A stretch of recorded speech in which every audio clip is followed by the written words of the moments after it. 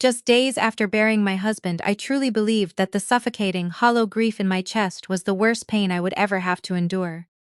I was wrong. The true nightmare began 4 hours after the funeral, when my mother-in-law cruelly and threw me and my 6-year-old daughter out into the freezing streets, holding a forged document she believed made her a millionaire. What she didn't know, what she could never have possibly comprehended, was that the estate she was currently standing in was owned by my private equity firm. Before I continue this story, let me know exactly where you are watching from in the comments below. Hit the like button and subscribe to the channel if you have ever had to stand up to a toxic family who severely underestimated your worth and your intelligence. My name is Nia. I am 34 years old. The heavy, overwhelming scent of fried chicken, baked macaroni and cheese, and sweet pound cake still lingered aggressively in the stagnant air of my massive South Fulton estate. The repast had just ended. For the past 4 agonizing hours, my home had been completely flooded with members of my mother-in-law, Beatrice's megachurch congregation, and her exclusive pretentious social clubs. They had walked through my custom mahogany front doors wearing their expensive black dresses and their massive, wide-brimmed church hats. They offered me hollow, performative condolences while their greedy eyes continuously scanned the custom crown molding and the imported Italian marble countertops of my kitchen. They stood in the corners of my formal dining room, whispering behind their manicured hands, casting judgmental side glances at me while loudly and dramatically praising Beatrice for her profound strength in the face of tragedy. Through it all, I maintained my absolute composure. I smiled politely at women who I knew secretly despised me. I thanked them softly for their prayers. I handed out plates of expensive catered food and ensured everyone had a crystal glass of sweet tea. I did it all to honor the memory of my late husband Jamal, who had been taken from us in a sudden, catastrophic car accident just 1 week prior. But the moment the final guest walked out the front door, the performative sympathy evaporated from the atmosphere. The sprawling house fell into a deafening silence. I was exhausted down to the very marrow of my bones. My head pounded with a dull, relentless ache. I slowly walked up the sweeping grand staircase, my hand trailing along the polished wooden banister, and made my way into my 6-year-old daughter Maya's bedroom. Her beautiful, innocent eyes were red and swollen from hours of continuous crying. She did not fully understand the permanence of death.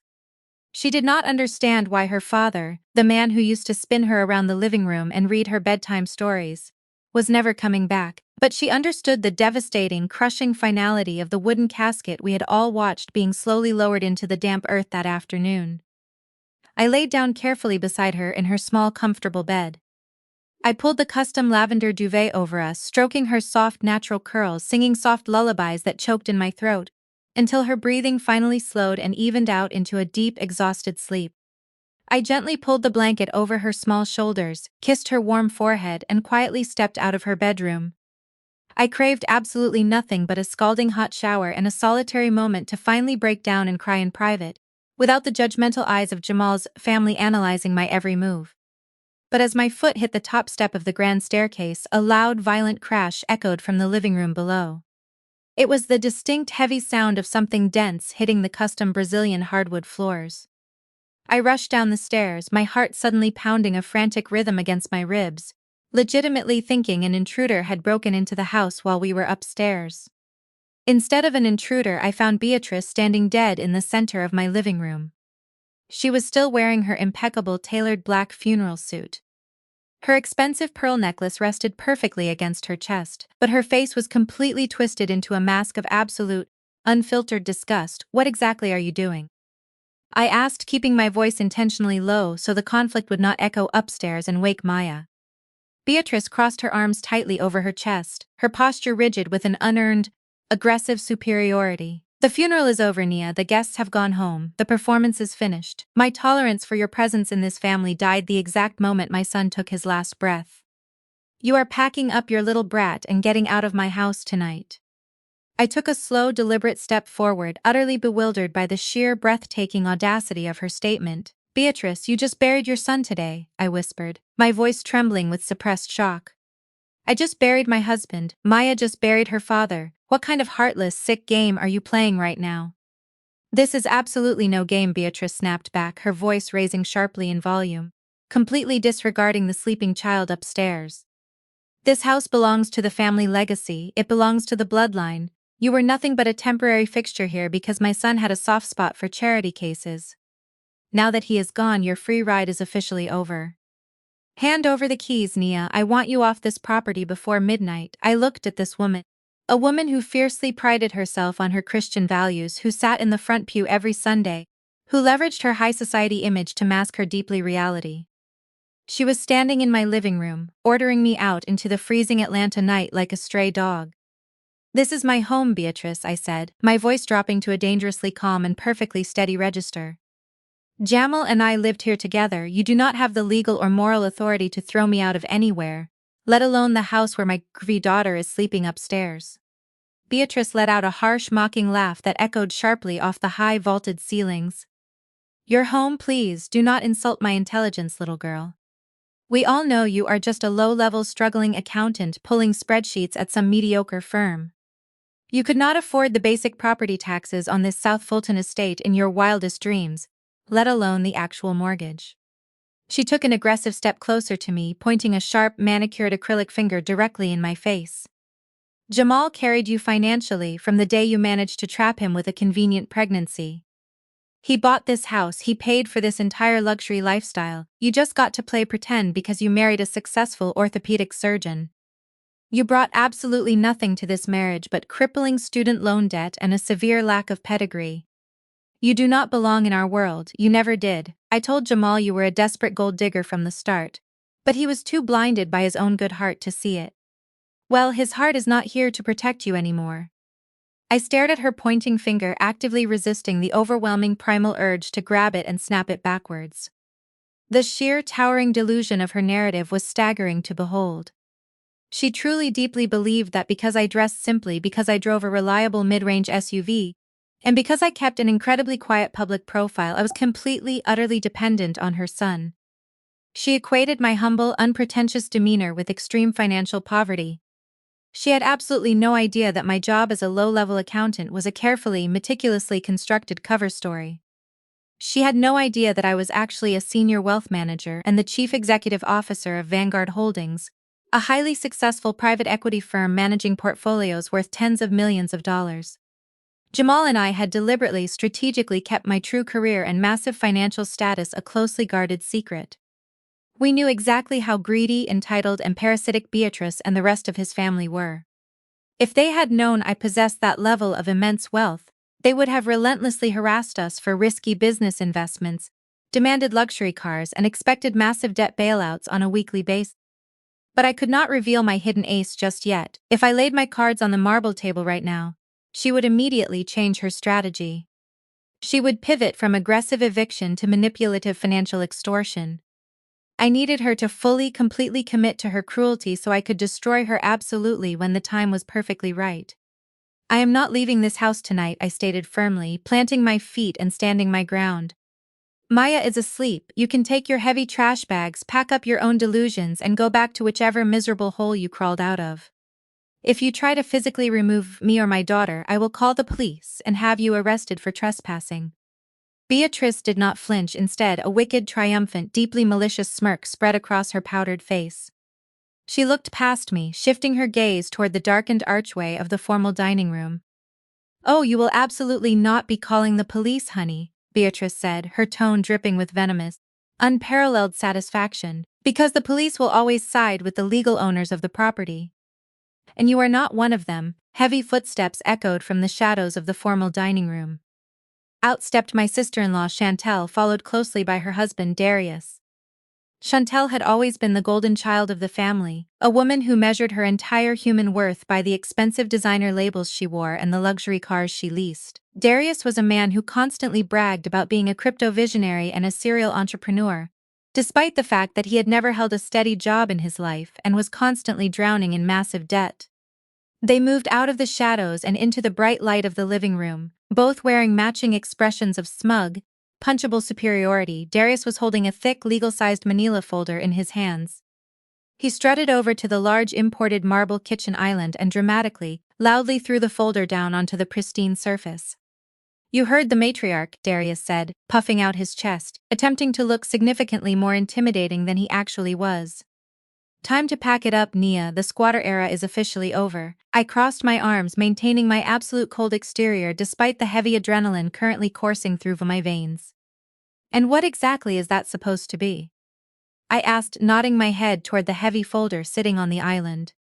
Chantel walked over, picked up the folder, and pulled out a thick stack of legal documents securely stapled together with a blue legal backing. She held it up in the air like a championship trophy. "This is my brother's last will and testament," Chantel sneered, her eyes gleaming with unfiltered malice. "You really thought Jamal was as stupid as you hoped he was? You thought he was just going to leave his hard-earned money to a woman who contributed absolutely nothing to his empire?" She stepped closer to me, waving the papers in my direction. "Jamal knew what you were. He confided in me months ago. He knew you were just waiting for a chance to cash in on his life insurance policies and take his property. That is why he went to a private lawyer and drafted a brand new will. It states clearly in legally binding terms that his estate, his multiple life insurance policies, his investment accounts, and this beautiful house are to be left solely to our mother. You and that little girl get nothing." The sheer breathtaking audacity of her lie was so massive it almost knocked the wind completely out of my lungs. Jamal loved Maya more than life itself. He was a fiercely devoted father and a fiercely, undeniably loyal husband.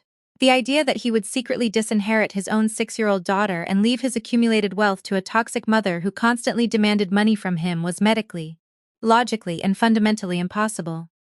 "Let me see that," I demanded, holding out my hand, my voice leaving absolutely no room for debate. Chantel hesitated for a fraction of a second. She glanced nervously at Darius before finally thrusting the document into my outstretched hand. "Go ahead and read it, weep over it for all I care. It is fully notarized, officially, and completely legal. You are officially trespassing on my mother's property." I took the heavy document and immediately flipped to the very last page. My eyes locked onto the signature line. There, written in stark black ink, was the name Jamal Marcus Brooks. To the untrained civilian eye, it looked incredibly convincing. It had the same general slant and the same aggressive underline that Jamal used when he hastily signed restaurant receipts. But to a woman who had meticulously scrutinized complex financial documents, corporate ledgers, and legal contracts for a living, the forgery was glaringly, hilariously obvious. Furthermore, I glanced at the official notary stamp pressed firmly beside the forged signature. The stamp belonged to a man named Kevin Vance. I recognized the name immediately. He was a notoriously shady associate of Darius who had previously lost his real estate license for engaging in fraudulent activities. They had actually done it. They had forged a legal federal document to steal a massive estate from a grieving widow and a fatherless child. My heart hammered against my ribs, not out of fear but out of a dark, profound, terrifying realization. They had just voluntarily handed me the very rope I would use to hang them. Forging a will to claim financial assets was a serious federal crime. But using it to assert legal ownership of an estate they knew absolutely nothing about was a fatal, irreversible mistake. They had no idea that Jamal did not even own this house. They were aggressively trying to lay claim to a complete illusion. I looked up from the forged signature. Beatrice, Chantel, and Darius were watching me like starving vultures waiting for a carcass to finally drop. They fully expected me to scream. They expected me to break down crying, to drop to my knees on the hardwood floor, and beg for mercy. They wanted me to plead for a temporary place to stay so they could relish the ultimate power of aggressively denying me. Instead, I slowly closed the heavy folder and placed it neatly back onto the marble island. I looked directly into Beatrice's eyes and I smiled. It was an icy, terrifying, completely unbothered smile that caused the triumphant smirk on her face to falter for just a fraction of a second. "You know what?" I said, my voice incredibly smooth and perfectly steady. "You can have it." Chantel blinked in rapid confusion, her brow furrowing. "What did you just say?" I said, "You can have it," I repeated, turning my body to face all three of them simultaneously. "You want the house? Keep it. You want the expensive clothes in those trash bags? Donate them or burn them. I absolutely do not care. I am not going to stand here and fight over bricks and mortar with people who would stoop this incredibly low on the exact day we buried a man we all supposedly loved." Darius puffed his chest out again, desperately trying to regain the upper hand in a situation that had suddenly gone off script. "Good, glad you finally understand your proper place. Leave the house keys on the counter." I reached into the pocket of my slacks, pulled out the heavy set of house keys, and dropped them onto the marble island. They landed with a loud, sharp metallic clatter that echoed violently through the pristine kitchen. "Consider it yours," I said softly, my smile never wavered. "I hope it brings you absolutely everything you deserve." Without waiting for another word, without giving them the satisfaction of a lingering glance, I turned my back on them and walked calmly up the stairs. I entered Maya's room, gently scooped my sleeping daughter into my arms, and grabbed her small backpack filled with her favorite toys. She stirred slightly, resting her warm head against my shoulder as I carried her out of the room and back down the grand staircase. Beatrice, Chantel, and Darius were still standing in the living room, watching me with a bizarre mixture of suspicion and unadulterated glee. They could not believe how incredibly easy it had been. They genuinely thought they had broken my spirit. They thought I was walking out into the cold Atlanta night with absolutely nothing, destined to sleep in a cheap motel or on a friend's couch. I walked out the front door without looking back. I did not shed a single pathetic tear. I buckled Maya securely into the back seat of my mid-range SUV, climbed into the driver's seat, and started the engine. As I pulled out of the long, winding driveway of the South Fulton Estate, I glanced in the rearview mirror. The exterior landscape lights of the massive house were blazing brightly, illuminating the grand property they thought they had just conquered. I picked up my phone and dialed my private corporate attorney's emergency number. It rang exactly twice before he answered. "Marcus," I said, my voice completely devoid of any emotion, cold and sharp as a scalpel. "It is Nia. The bait has been taken. They produced the forged will and kicked me out of the house." I heard the sharp scratch of a pen on the other end of the line. "Understood," Marcus replied professionally, immediately shifting into war mode. "Are you and Maya safe?" "We are fine," I assured him. "We are heading to the penthouse now. I need you to initiate phase 2. Let them believe they have full control of the property. Do not block any inquiries they make to the county clerk. Let them dig the hole as deep as they possibly can." "Consider it done," Marcus said. I hung up the phone and merged onto the highway, driving away from the house of lies. They had chosen to declare war on a woman they thought was a helpless, broke victim. They had chosen to steal from a grieving child. They had absolutely no idea that they had just stolen a house that belonged to my corporation, and I was going to let federal law bury them alive. As I drove down the interstate, the city lights reflecting off the hood of my car, my phone vibrated relentlessly in the center cup holder. A continuous stream of notifications poured in. The family group chat was completely exploding. I pulled into a well-lit shopping plaza parking lot to check the messages, needing to see exactly how quickly Beatrice and Chantel were moving to control the public narrative. I opened the messages and read the vitriol they had spun in record time. Chantel had sent a massive exaggerated paragraph to all the aunts, uncles, and extended cousins. She claimed that after the repast I threw a hysterical, violent fit, demanded all the cash from the funeral donation envelopes, and stormed out of the house in a blind rage. Beatrice immediately followed up with a highly dramatic performance, stating she was entirely heartbroken and that I had selfishly abandoned the family in their darkest hour. She painted me as a manipulative, unstable woman who took the money and ran, leaving her to grieve her son all alone. The comments section was entirely flooded with performative sympathy for her and sheer, unadulterated outrage directed at me. People who had literally hugged me just hours ago were now publicly calling me a gold digger, a thief, and an unfit mother. They were working overtime to build a public defense.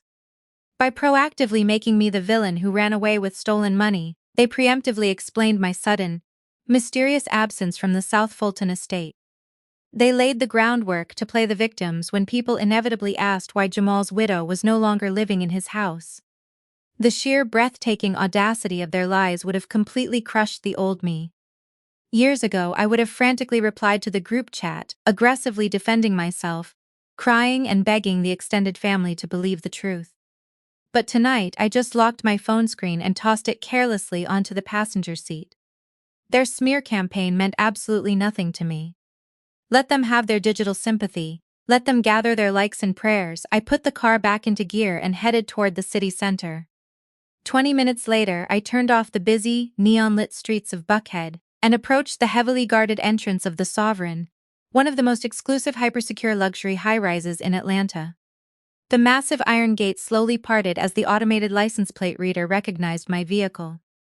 I drove down into the pristine underground parking garage and pulled into my reserved VIP spot located directly next to the private elevators. I turned off the engine and gently unbuckled Maya from her car seat. She was still fast asleep, completely exhausted from the emotional toll of the day. I hoisted her onto my hip, grabbed her small backpack and walked over to the secure elevator bank. I pulled a sleek black key fob from my purse and pressed it against the biometric scanner panel. A soft electronic chime echoed and the brushed steel doors slid open immediately. This specific elevator had no buttons for specific floors.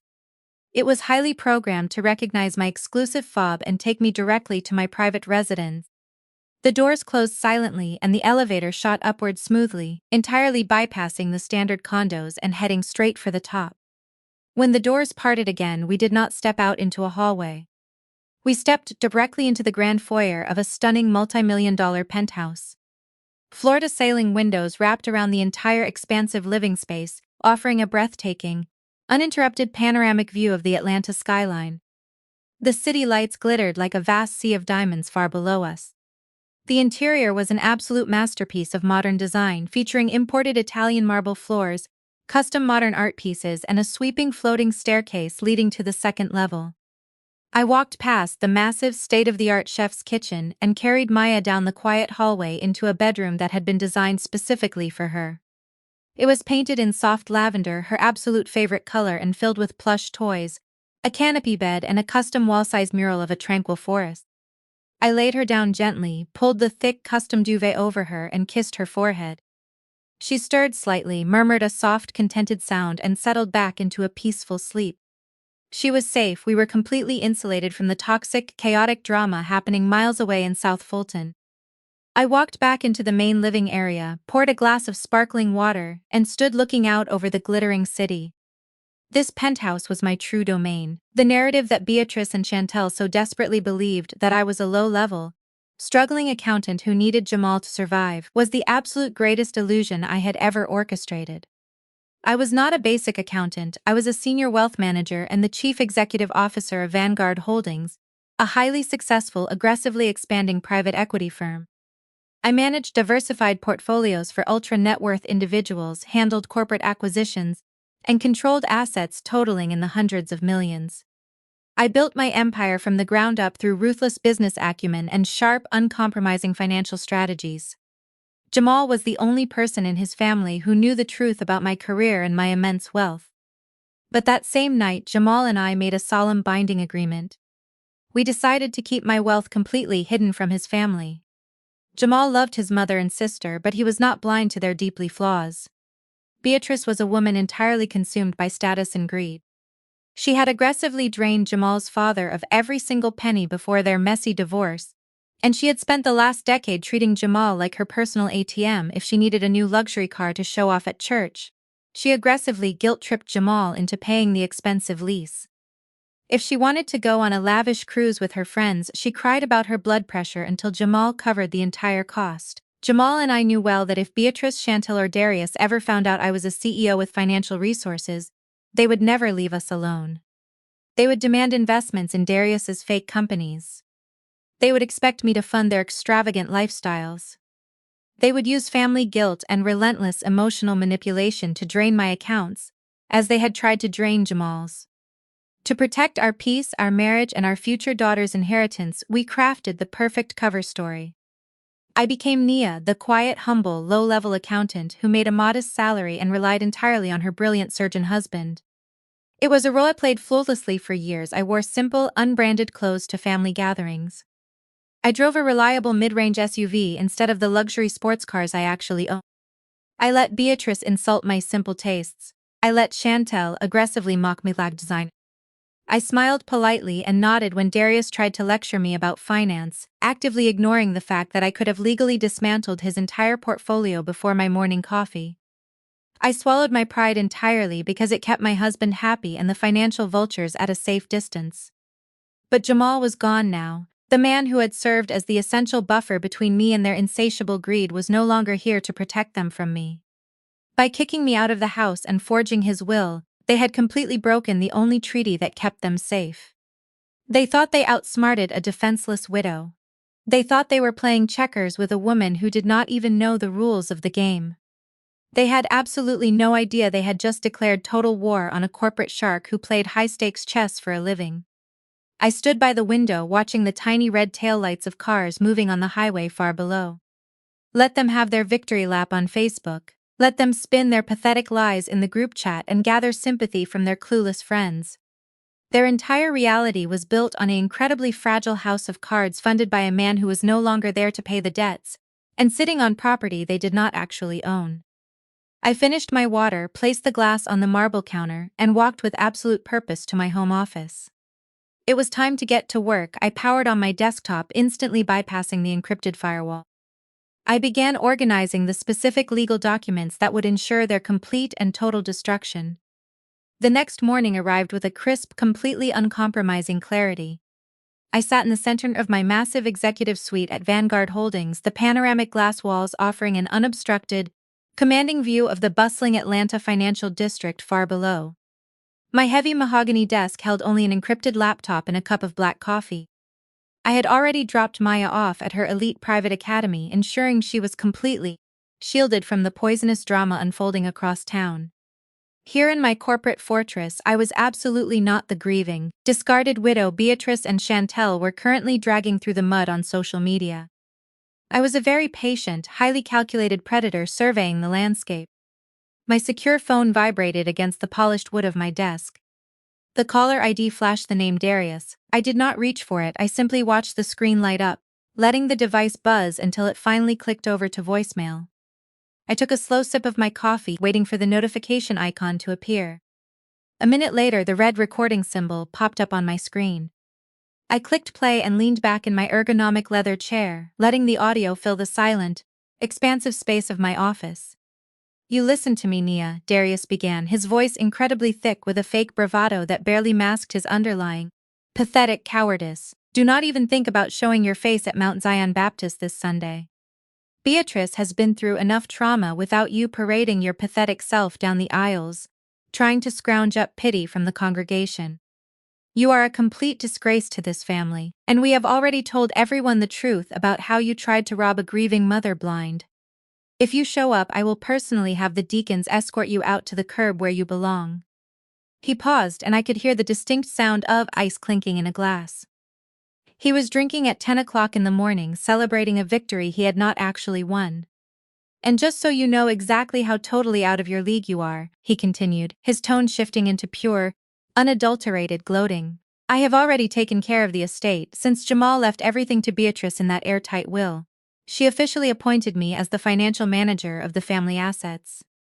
We did not waste any time, Nia. I took that will straight to the bank this morning and initiated a home equity line of credit on the South Fulton house. $500,000, Nia, $500,000 in liquid cash is hitting my accounts by the end of the week. I am finally funding my decentralized finance startup, and there is absolutely nothing you can do to stop me. You should have played nice, maybe I would have tossed you a few crumbs to pay your rent. Stay away from the church, stay away from us, and enjoy whatever miserable hole you crawled into." The voicemail ended with a sharp click. I sat perfectly still in the quiet of my office. For a brief second, I actually felt a genuine twinge of second-hand embarrassment for the sheer, staggering magnitude of his stupidity. Darius was a man who watched a few online videos about cryptocurrency and suddenly believed he was a financial genius. He was so blindingly arrogant that he did not even understand the basic mechanics of real estate law, let alone the severe federal regulations governing bank loans. He genuinely believed that walking into a local bank branch with a poorly forged document was the ultimate checkmate. He thought he had outsmarted me. He thought he had completely secured his future. Instead, he had just voluntarily confessed to a massive federal crime on a recorded line. I plugged my phone into my computer and securely extracted the audio file, saving it immediately to a heavily encrypted offshore server with multiple backups. That 3-minute monologue was the absolute most valuable asset I possessed. I picked up my desk phone and pressed the direct line to Marcus, my private attorney, and one of the most ruthless corporate litigators in the state of Georgia. He answered on the first ring. "Marcus," I said, my voice crisp and authoritative. "The rats have officially taken the cheese. They took the forged will to a lender and initiated a HELOC for $500,000 against the South Fulton property." The silence on the other end of the line was palpable. I could clearly hear Marcus shifting in his chair. "Are you absolutely certain?" he asked, his highly professional tone edged with disbelief. Initiating a loan of that size on a property using fraudulent documents is not just a civil matter. Nia, that is felony bank fraud, it is wire fraud. If the funds cross state lines, it is an absolute legal nightmare. I am certain, I replied, staring out at the city skyline. Darius just left me a detailed voicemail bragging about the scheme. He explicitly named the amount, the property, and his intention to funnel the money into a fake corporate entity. He handed us the smoking gun on a silver platter. I just sent the audio file to your secure inbox. I heard the rapid clicking of a keyboard as Marcus opened the file. A few minutes passed in complete silence while he listened to Darius's arrogant, foolish rant. When Marcus spoke again, he sounded almost giddy with legal anticipation. Marcus said, the sheer incompetence is actually breathtaking. He is leveraging an asset that your corporation owns. Because the house is held in a blind trust controlled by Vanguard Holdings, any title search the bank performs will show a corporate entity, not Jamal's personal estate. But if Darius is using a corrupt notary and a shady loan officer, which we know he has in his network, they might push the preliminary approval through by falsifying the title documents. I will contact the bank's fraud department immediately. We can freeze the transaction before the funds are dispersed and have the local authorities arrest him by tomorrow afternoon. No, I commanded, my voice cutting sharply through his excitement like a steel blade.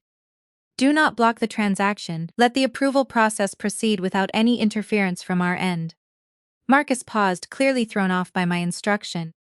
Nia, if we let the bank disperse $500,000 to him, the legal unwinding process becomes significantly more complicated. Why would we allow him to actually acquire the funds? Because attempted fraud is a slap on the wrist for a manipulative man like Darius, I explained, leaning closer to the phone. He would aggressively cry ignorance, he would immediately blame the corrupt notary, he would claim Beatrice manipulated him and beg for a plea deal that keeps him out of federal prison. I do not want him to get a plea deal, I want him buried so deep under the federal penal system that he never sees daylight again. To do that, the crime must be fully executed, the wire transfer must clear, the funds must hit his account. The exact moment he touches a single dollar of that money, the federal jurisdiction locks in permanently. Marcus let out a low whistle. You are letting him aggressively build his own gallows. Exactly, I said. They threw my child out of her home on the day we buried her father. They tried to erase my existence to satisfy their own greed. A simple eviction is entirely too kind for what they have done. I want Beatrice to believe she has absolutely won. I want Chantel to go on a lavish shopping spree with that stolen money. I want Darius to feel like the king of Atlanta for a few fleeting weeks. Let them climb to the very highest peak of their delusion. The higher they climb, the more devastating the fall will be when I finally pull the rug out from under them.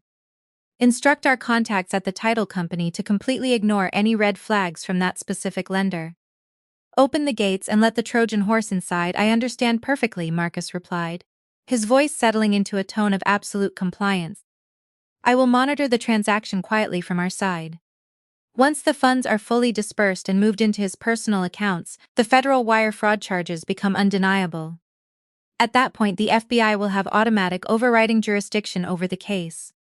We will have everything meticulously documented and ready to hand over to the district attorney when you give the green light. Keep me updated on every single movement of that money, I instructed. I want to know exactly when it clears, where it goes, and exactly how much they spend. We are going to let them completely choke on their own gluttony. I slowly hung up the phone and placed it gently on the desk.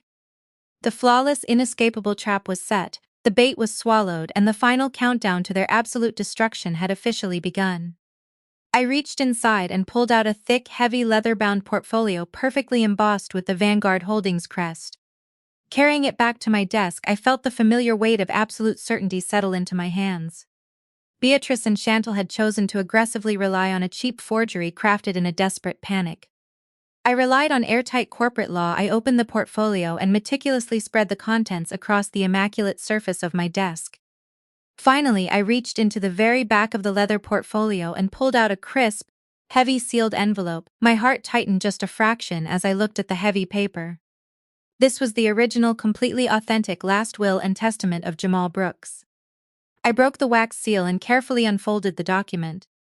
Unlike the sloppy, amateurish forgery Darius had aggressively thrown onto the kitchen island, this document was a fortress of legal precision. It had been meticulously drafted by a premier estate planning firm in Buckhead, directly witnessed by two senior partners, and stamped by a highly reputable notary public whose license was actually valid. I traced my finger slowly over Jamal's signature at the bottom of the final page. The sharp, rapid hook of his J, the aggressive underline, the unmistakable velocity of a surgeon who spent his days signing critical medical charts. It was undeniably completely his. The contrast between this June signature and the rounded, traced imitation Chantel had aggressively presented was almost laughable. Looking at his actual signature, I felt a massive surge of profound gratitude for the brilliant, fiercely protective man I had married. He had given me absolutely all the weapons I needed. All I had to do now was aim and fire. I pressed the speaker button. "Donovan," I said, keeping my tone strictly professional. "Tell me you have something useful." "Morning, Nia," Donovan replied, his gravelly voice filling the office. Useful is an understatement. I have spent the last 48 hours tearing through their digital footprint, their banking history, and their credit reports. You asked why Darius would risk federal prison for a home equity line of credit. I found the answer. They are not just greedy, they are suffocating. I leaned forward, resting my elbows firmly on the desk. "Walk me through it." "Let us start entirely with your brother-in-law." Darius loudly branded himself a cryptocurrency visionary. Donovan said, the distinct sound of pages shuffling echoing through the speaker. But his actual trading history is an absolute bloodbath. 6 months ago, he engaged in highly leveraged margin trading on a completely unregulated offshore exchange. When the crypto market took a sudden, predictable dip, his positions were completely liquidated. He is currently in the hole for roughly $800,000. But that is absolutely not the worst part, Donovan continued. To try and desperately cover his margin calls and chase his losses, he took out substantial cash loans from alternative lending sources. "Alternative sources?" I asked, raising an eyebrow. "You mean violent loan sharks?" Donovan confirmed grimly. "He owes some very dangerous, uncompromising people a lot of money. They have been calling his personal cell phone up to 20 times a day." I pulled his secure phone records. The messages are escalating from polite demands to explicit, severe physical threats. "Darius is terrified that $500,000 loan he fraudulently secured against your property is not seed money for a new business venture. It is a desperate, frantic attempt to keep his kneecaps intact. He desperately needs that cash to pay off the people hunting him down." A cold, incredibly dark smile touched my lips. The picture was becoming crystal clear. Darius was a cornered, pathetic animal making reckless, highly illegal moves out of sheer terror. "And what about Chantel?" I asked. "Does she know her husband is completely drowning in illicit debt?" "If she does, she certainly is not acting like it," Donovan replied with a dry, humorless chuckle. "Your sister-in-law is living in an alternate reality." I pulled her credit history. It is a masterclass in financial literacy. She currently holds 7 premium credit cards. 5 of them are maxed out and the other 2 are in default. She owes over $120,000 in revolving consumer debt. "The spending patterns are staggering, Nia," Donovan continued, reading from the report. "In the last 30 days alone, while her brother was in the intensive care unit fighting for his life, she purchased 2 authentic Birkin bags, charged a luxury vacation to Tulum, and spent $15,000 on custom jewelry." I shook my head, feeling a dark, undeniable satisfaction. Chantel had always aggressively treated Jamal like a personal bank account, whining relentlessly about how she deserved the finer things simply for existing. She was desperately attempting to maintain the facade of a wealthy socialite while her financial foundation crumbled entirely beneath her designer heels. "There is more," Donovan said. "Chantel leases a brand new Mercedes-Benz G-Wagon. She is 4 months behind on the payments. The dealership officially issued a repossession order. I actively tracked the vehicle. She has been parking it inside a locked garage 2 blocks away and walking home in heels just to avoid the repo men. They are completely tapped out, Nia. They have zero liquid cash, their credit is completely destroyed, and angry creditors are closing in from all sides. That forged will and the subsequent bank fraud was a literal Hail Mary pass," Donovan concluded. "They saw Jamal's death not as a tragedy but as a massive financial bailout. They violently threw you and Maya out into the street because they needed absolute, uninterrupted access to what they deeply believed was a gold mine." I absorbed the barrage of information, my mind rapidly calculating the immense tactical advantages of their desperation. They were completely pathetic. They were two hollow, image-obsessed frauds trying to stubbornly uphold a wealthy lifestyle on a foundation of lies, stolen money and sheer blinding stupidity. They had arrogantly assumed I was weak and naive, an easy target they could bully and discard. They assumed entirely wrong. Send me the complete dossier, Donovan, I commanded. Every credit card statement, every threatening text message from the loan sharks, and the repossession order for the Mercedes. I want it all meticulously compiled, indexed, and formatted for a federal prosecutor. I want their absolute destitution mapped out in undeniable black and white data. The encrypted file is already transferring to your secure server, Donovan said. You have enough ammunition here to annihilate them financially, legally, and socially. What is your next move? I looked down at the documents spread across my desk, the Vanguard Holdings deed, the pristine tax records, the authentic legally binding will of my late husband. I had absolutely everything I needed to orchestrate a symphony of destruction. My next move is patience, I replied, my voice dropping to a low, incredibly lethal register. I am going to let Darius receive the fraudulent funds. I am going to let Chantel parade around Atlanta pretending she is an heiress. I am going to let Beatrice aggressively organize her little social events in a house she does not own. I want them to feel completely safe and entirely victorious. Because when the federal agents finally kick the massive front doors down and drag them out in handcuffs, I said, I want them to lose absolutely everything in front of the very people they have been trying so desperately to impress. I ended the call and slowly closed the leather portfolio. The legal arsenal was fully assembled, locked, and loaded. The trap was armed. Now all I had to do was wait for the perfect moment to pull the trigger.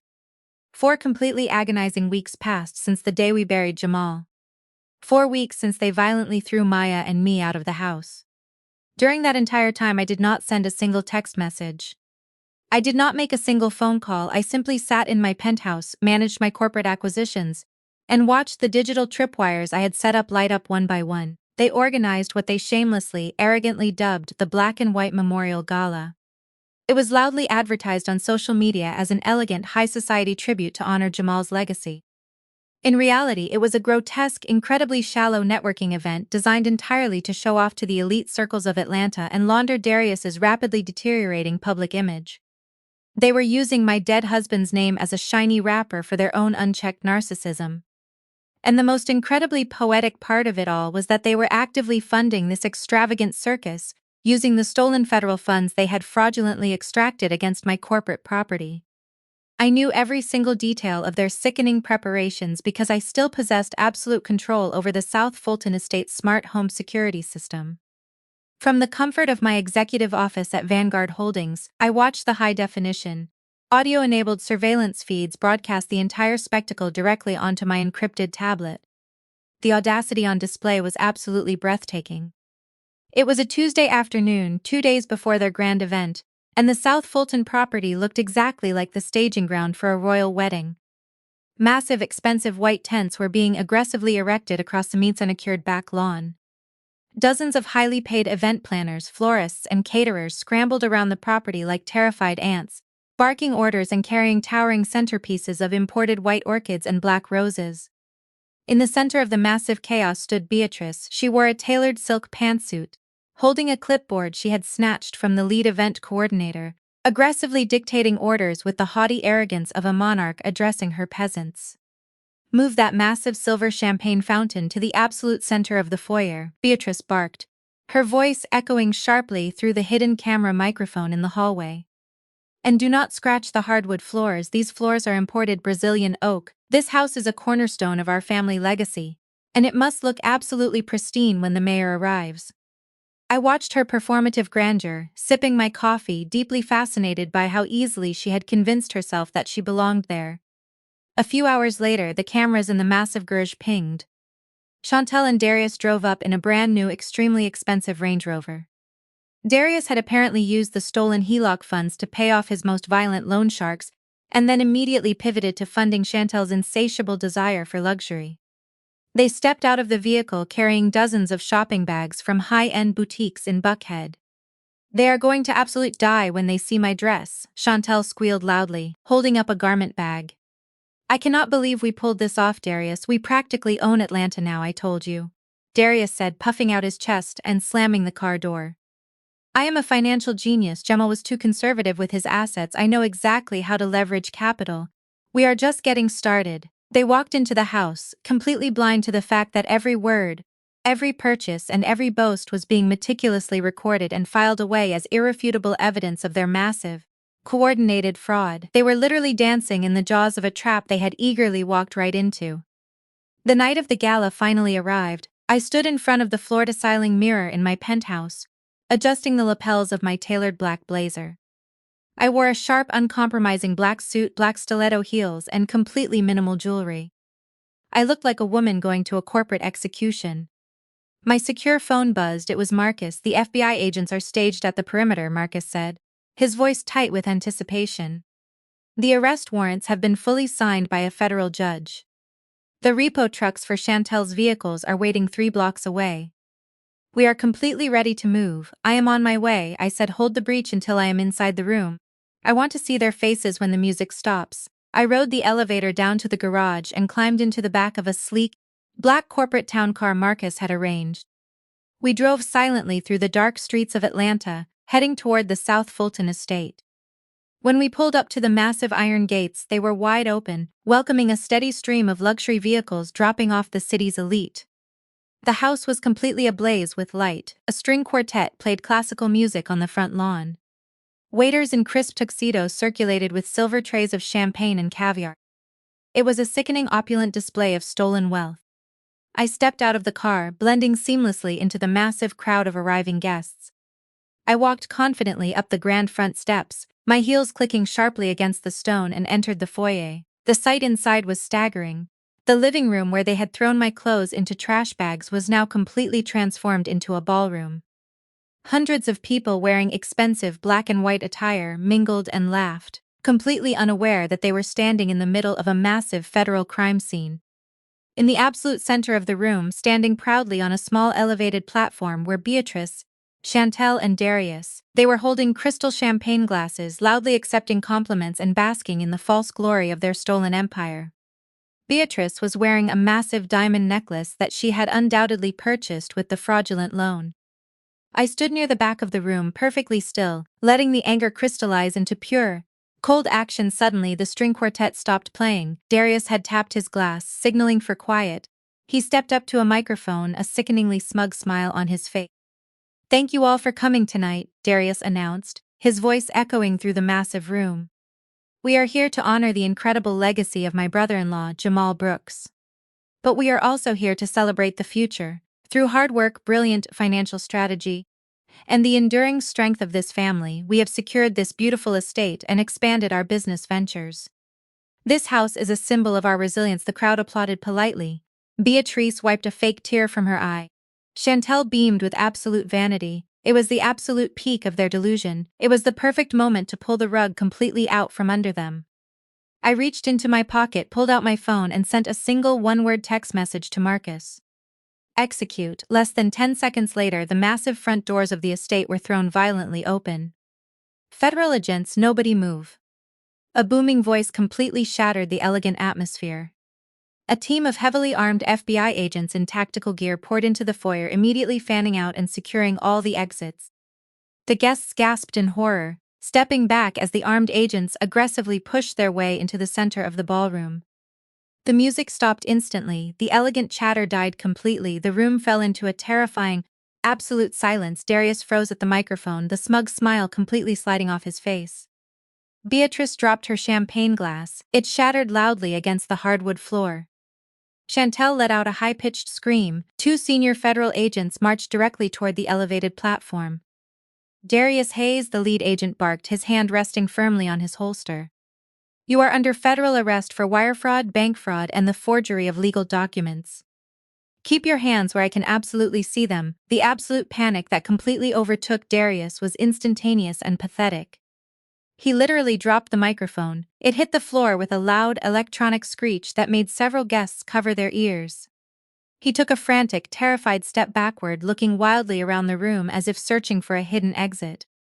"Wait, no, this is a massive mistake," Darius stammered, holding his hands up defensively. "I am the financial manager of this estate. I have all the legal paperwork. Beatrice, tell them. Beatrice was completely paralyzed, staring at the heavily armed agents with wide, uncomprehending eyes. You do not manage anything, Mr. Hayes, Marcus said, stepping confidently out from behind the line of federal agents. He was holding a thick black binder, looking sharp and ruthless. The property you leveraged for a $500,000 loan is owned and by Vanguard Holdings. The will you presented to the bank was a poorly executed illegal forgery. You are going to federal prison, Vanguard Holdings? Chantel shrieked, her voice completely hysterical. What are you talking about? My brother owned this house. He left it to my mother. I slowly stepped out from the back of the room, parting the sea of terrified, whispering guests. The crowd instinctively moved aside for me. I walked deliberately toward the center platform, my black heels clicking sharply against the hardwood floor. When Beatrice finally saw me, her entire face drained of color. She looked exactly as if she had just seen a ghost. Hello, Beatrice, I said, my voice cutting through the massive room with absolute uncompromising authority. I told you I was not going to fight you over bricks and mortar. I let you have the house, I just didn't tell you that I actually owned it. Chantel stared at me, completely hyperventilating. You own it? You are just a broke accountant. I am the chief executive officer of Vanguard Holdings, I stated calmly, letting the words completely destroy their reality. I am the sole trustee of Jamal's actual authentic estate. And I am the woman who just handed the FBI the recorded voicemail where your husband happily confessed to massive federal bank fraud. Darius let out a sound that was half sub, half scream. He actually tried to run. He shoved past Chantel, nearly knocking her off the platform, and sprinted blindly toward the kitchen doors. He did not even make it 5 feet before 2 federal agents tackled him to the floor. The sickening sound of his face hitting the imported Brazilian oak echoed through the silent room. They wrenched his arms behind his back and slammed steel handcuffs onto his wrists. Darius, Chantel screamed, dropping to her knees. She looked up at the agents, mascara aggressively streaming down her face.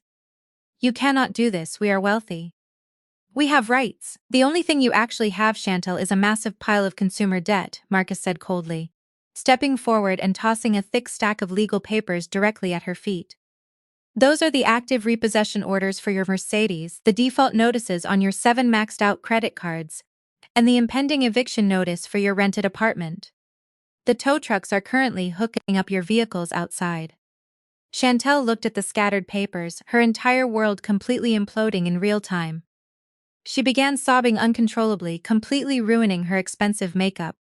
I turned my attention entirely to Beatrice. She was trembling violently, clutching her expensive pearl necklace as if it could somehow protect her from the absolute devastation unfolding around her. You, Beatrice whispered, her voice completely shaking with terror and disbelief. You orchestrated all of this, you set us up. I did absolutely nothing, Beatrice, I replied, my voice as cold as ice. I simply walked out the front door when you told me to. You were the one who aggressively forged my husband's signature. You were the one who arrogantly stole $500,000. You built the gallows entirely by yourself. I just stood back and let you pull the lever. I took one step closer to her, looking directly into her terrified eyes. You thought you could throw my grieving daughter out into the street. You thought my silence meant I was weak. You were incredibly wrong. This house, the money, the legacy, none of it belongs to you. It never did. You have absolutely nothing. Beatrice slowly sank to her knees, her legs completely giving out beneath her. She covered her face with her trembling hands and began to openly weep in front of the entire elite society of Atlanta. The people she had spent her entire life trying so desperately to impress were currently watching her family be dismantled and completely destroyed by federal agents. The FBI agents aggressively hauled Darius up from the floor and dragged him toward the front door. He was actively crying, begging the agents to let him explain, pleading for a deal that would never come. Chantel scrambled after him, screaming hysterically. I did not stay to watch them load him into the back of the federal vehicle. I did not need to see it. The victory was absolute and entirely irreversible. I turned my back on Beatrice as she sobbed pathetically on the floor. I walked calmly and deliberately toward the front door, the terrified crowd parting to let me through.